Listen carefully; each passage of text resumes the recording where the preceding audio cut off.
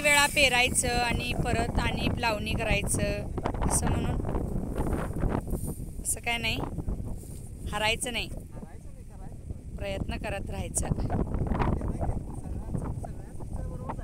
सगळ्यांच्या बरोबर आपलं पण काय होईल ते होईल, कारण निसर्ग आहे, निसर्गासमोर काय चालत नाही, होय ना.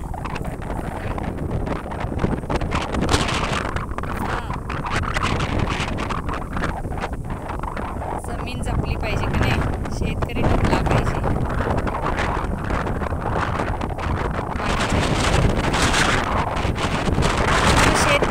कोण करणार आणि अन्नधान्य तरी कुठनं मिळणार नाही. होय, कारण ते काय कारखान्यात तयार होत नाही, तुम्हीच पिकवायला पाहिजे.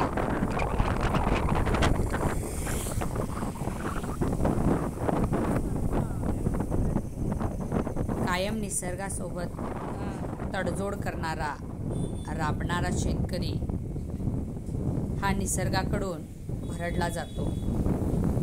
आपण बघत आहोत येरमाळ येथे शेतात भरलेले पाणी.